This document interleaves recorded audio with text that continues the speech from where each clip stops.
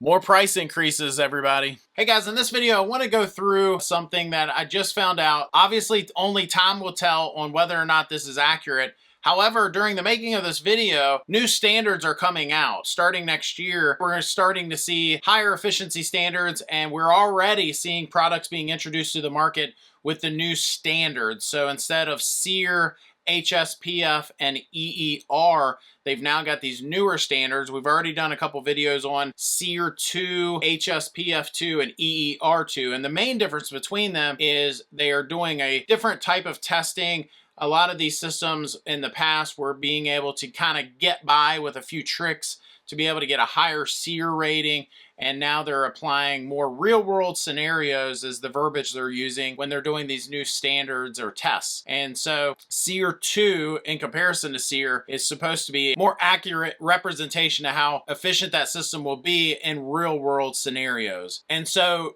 when these new standards go into effect, depending on what part of the country you're in the US, will play a role in what your standards are now going to be. They're not equal everywhere. We can talk about why that is in a different video, but the ultimate thing is they've broken this down into different regions. The North, Southeast, the Southwest will have the new SEER 2 minimum of 13.4, and in the southern regions, they are going to have the new standard of 14.3. SEER 2. So that's kind of equivalent to in the North 14 SEER and in the South 15 SEER. We've talked about this before, but it'll be interesting to see how these companies represent that. Are they going to say this is a 15 SEER system, or are they going to say this is a 14.3 SEER 2 system? So we'll see how that goes. But the reason I did this video is I've gotten wind that we're going to see another price increase when all this new equipment starts coming out. And so we're switching refrigerants with the phase out of 410. All these new systems are going to be more efficient. They're going to have these newer, less expensive refrigerants. And because of these new standards, we're supposed to see some savings there because of maybe different materials or less materials. I'm only regurgitating things that people have said to me. But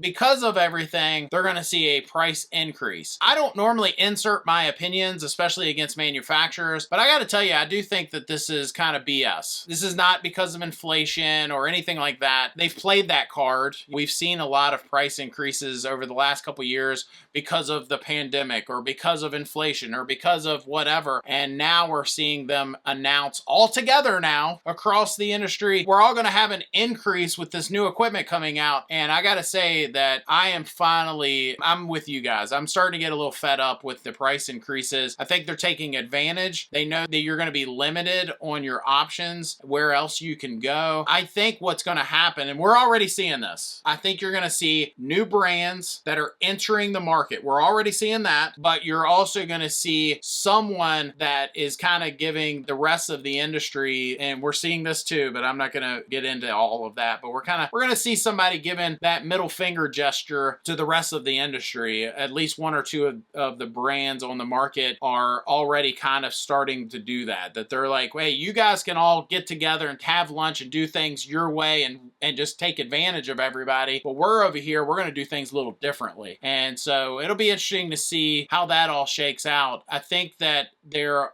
is one in particular brand. They're not here to make friends, and you can kind of see that. I'm not getting into brands. You guys always give me a hard time. Here's the thing. If I talk good about a brand, oh, well, you're just saying that about them because that's who you install and you're blah, blah, blah. You know, if I talk good about somebody, I'm biased. But then if I bash somebody, then I don't know what I'm talking about, or I'm playing favorites and all that stuff. So whenever I get these comments or guys will message and talk about brands, I've said in videos in the past, and I'll just say it one last time as we wrap up this video, I don't talk about brands specifically a lot for one reason, and that's because I caught wind of another YouTuber who expressed his displeasure with one particular brand, and because of that, that brand cut him out. They would not sell to him. And so I do have a business to run. I still have a business with Griffin Air where we take care of folks, and I have to be able to get parts from some of these brands, and it's not advantageous for me to just give get on here and rant and rave and say how every brand sucks and this and that. It's not my game, and if there ever comes a day where I'm primarily doing this and not Griffin Air as much, then maybe those doors might open a little bit, but that's still not the goal here. I think if you're trying to decide if a brand is good or bad, the bottom line is you should be asking whoever your pro is, whoever the company is that you're choosing to do your work for one reason or another. Hopefully you find a good company. Hopefully you find somebody that gives you the warm fuzzies, and then hopefully they have a brand that they know and love and will back it up for one reason or another. Does that mean that they're not going to have an issue? No, but it does mean that they have a brand that they can pick up the phone and get things taken care of and take good care of you as their customer. So anyway, that's my 2 cents on that. I get these comments all the time about brands and how I'm just biased or whatever reason that I don't talk about brands. If you caught this video, now you know. If you haven't heard me say that before, that's why I don't get on here and just talk about brands all the time. So I did a chart on New HVAC Guide where I told you who's good and bad,